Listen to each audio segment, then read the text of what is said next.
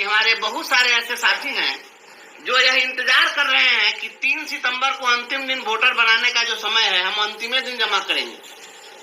और इसके कारण फॉर्म जो जहां गया है तो वो लोग फॉर्म लेकर के अपने पास रखे हुए हैं। मेरे भाई, मेरा हाथ जोड़ के अनुरोध है कि कृपया आप इसको तुरंत 3-4 नहीं बन पाएंगे और न बना पाएंगे। अंतिम समय के आपाधापी में आपका सारा चीज गड़बड़ हो जाएगा और फिर बाद में आपको पछताना पड़ेगा। इसलिए मैं आप लोगों से विनम्र अनुरोध कर रहा हूं, जिनको जहां फॉर्म मिला है आप उस फॉर्म को इमीडिएट स्कूल खुलने के साथ ही आप सभी विद्यालयों में घूमकर जाकर पहुंचा दीजिए और अपने साथियों से कहिए कि अपने परिवार के लिए आपको फॉर्म चाहिए, फॉर्म ले लीजिए। कुल 54 प्रखंड हैं इस क्षेत्र में, सभी के सभी 54 प्रखंडों में हमने फॉर्म भिजवा दिया है।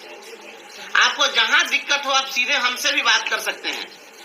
आप संबंधित जिला के नेतृत्वकर्ता से बात कर सकते हैं, प्रखंड के नेतृत्वकर्ता से बात कर सकते हैं। आप बात करिए और फॉर्म आप ले लीजिए जितनी आपको आवश्यकता है, लेकिन अविलंब आप लोग भरकर 4-5 दिन के अंदर इस चैप्टर को क्लोज करिए। दूसरी बात है कि आपको मैं बता देना चाहता हूं, बहुत सारे लोगों का यह सवाल आ रहा है कि हमारा पहले नाम था वोटर लिस्ट में तो क्या होगा। स्पष्ट जान लीजिए, अब जब भी चुनाव होगा तो पहले का वोटर लिस्ट कैंसिल हो जाएगा। इसलिए अभी जो वोटर लिस्ट पहले से था वो कैंसिल हो चुका है, निरस्त है। अब जब भी चुनाव होगा तो फ्रेश वोटर बनना पड़ेगा, उतनी ही प्रक्रिया करनी पड़ेगी।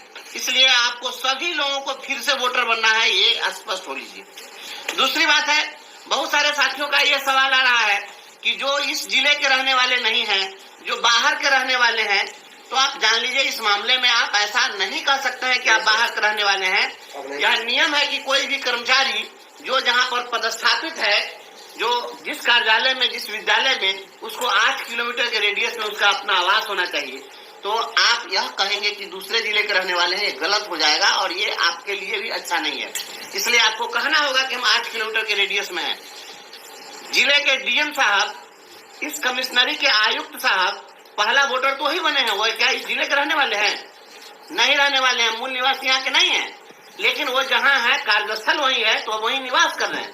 तो फिर आप कहेंगे कि तो उसका नाम कैसे जुड़ेगा?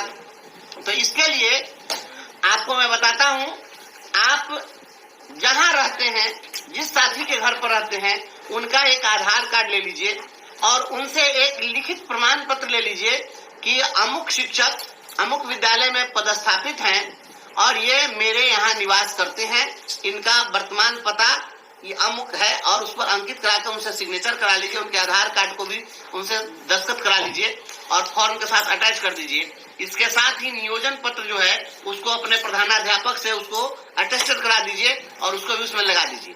तीसरी सबसे महत्वपूर्ण बात है कि आप जो सोच रहे हैं कि फॉर्म हम भर देंगे और सीधे जमा कर देंगे, तो आप जान लीजिए आपको परेशानी होगी।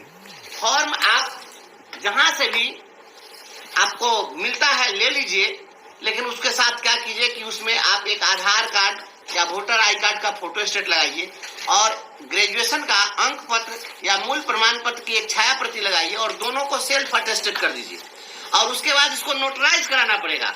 तो आपको जो फॉर्म दिए हैं उनके माध्यम से फिर आप